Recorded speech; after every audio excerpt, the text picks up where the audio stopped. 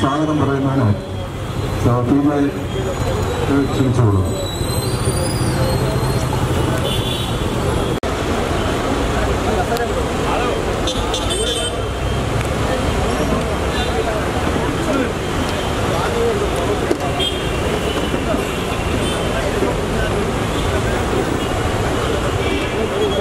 ഗതാഗതക്കുരുക്ക് അനുഭവപ്പെടുന്ന ജംഗ്ഷനുമാണ് ശീമാട്ടി റൗണ്ടാന.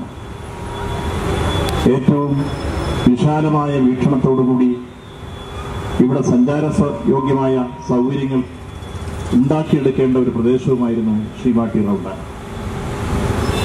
അങ്ങനെ വിപുലവും വിശാലവുമായ ഒരു വീക്ഷണത്തിൽ ഒരു വികസനത്തെ സങ്കല്പിച്ചാൽ അന്നും നമ്മൾ ചൂണ്ടിക്കാണിച്ച കാര്യം എങ്ങനെയാണ് ഈ ആകാശപാത പ്രായോഗികമാകുന്നത്.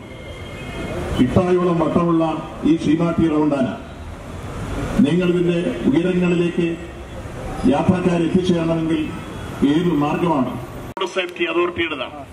ആ റോഡ് സേഫ്റ്റി അതോറിറ്റി 5 കോടി രൂപ അനുവദിച്ചു എന്ന് പറഞ്ഞു. ആ പൈസ ഗവൺമെന്റുമായി ബന്ധപ്പെടേണ്ടതില്ല. അപ്പൊ സാമ്പത്തിക പ്രശ്നമില്ല.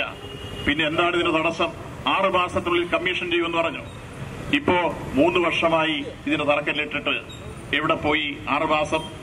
എവിടെ പോയി വികസന വീക്ഷണം? എവിടെ പോയി ആകാശപാത? ഇപ്പോ ഇതാ പുത്തൻ വാദവുമായി രംഗത്ത് വന്ന് അത് ഉപേക്ഷിച്ചിരിക്കുന്നു. ഒരു പുതിയ ആശയം. എന്താണ് പുതിയ ആശയം?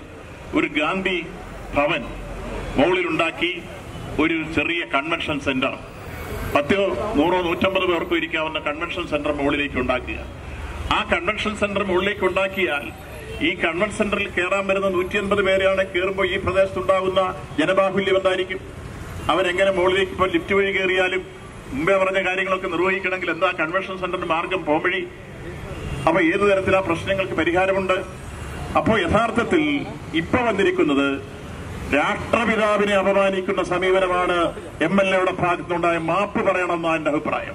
പരിഹരിക്കാൻ വേണ്ടി രാഷ്ട്രപിതാവിനെ ഇപ്പൊ ബലിയാടാക്കുന്നു.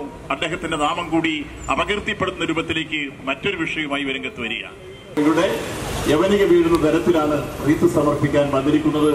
ഇടതുപക്ഷ ജനാധിപത്യങ്ങളുടെ പ്രവർത്തകരും അനുഭാവികളും അഭ്യുദയകാംക്ഷികളും ബഹുജനങ്ങളും ചേർന്ന് ഈ തെറ്റായ പ്രവർത്തനങ്ങൾക്കെതിരെയുള്ള ശക്തിയായ പ്രതിഷേധം രേഖപ്പെടുത്തുന്നു.